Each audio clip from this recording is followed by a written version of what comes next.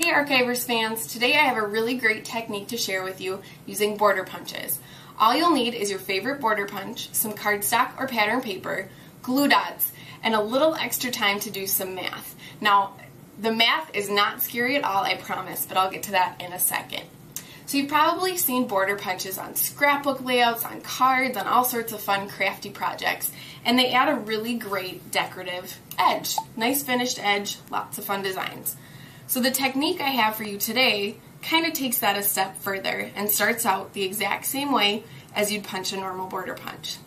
First, let me get to the math.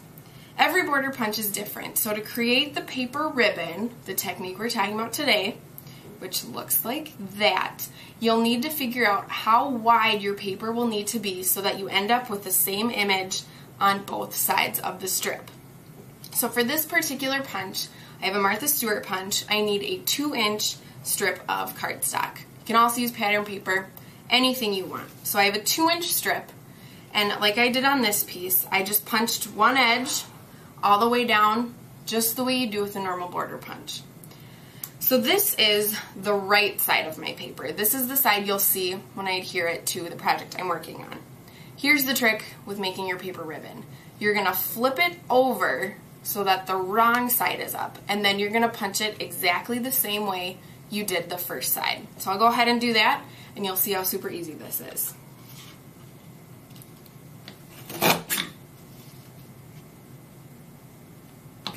Now don't worry about getting it lined up perfectly. If you miss a spot in the middle, you can always go back and punch it again.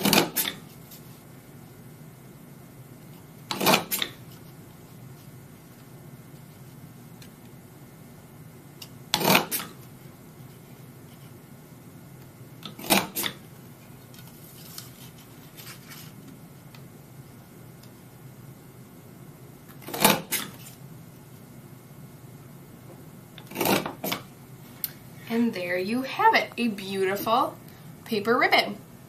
Now just to warn you, the first couple times you do this, it's not going to turn out pretty. The first 2 times I did it, I was like, really? That's what it's supposed to look like? So just take an extra few minutes, grab some scratch paper, and really practice lining up your image on the punch, flipping it over, and doing the mirror image, because it's totally worth it in the end. So after you create all these gorgeous paper ribbons, then what do? You could put them on a card, you could put them on a layout as an embellishment, or you could use them to decorate a cute little gift box or a present for somebody.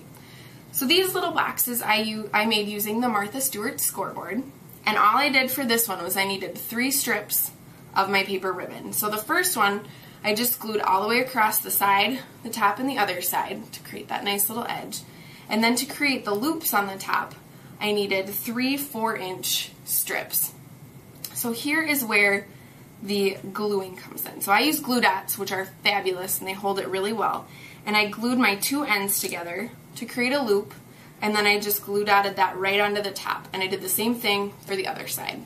Now to do the loop in the middle, I just created a circle using another 4-inch strip, glue dotted that together, and then popped it right between those other 2 loops.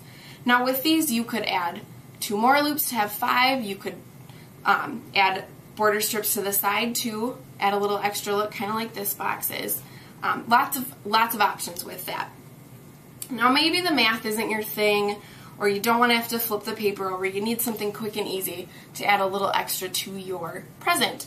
So we also have really great border punches that make chains, like this one here from EK Success.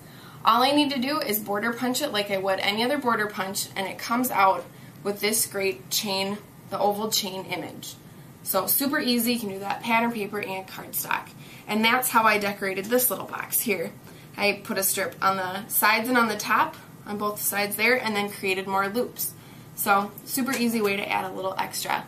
We've got lots of great border punches available in stores and on the Annex, so your paper ribbon options are endless.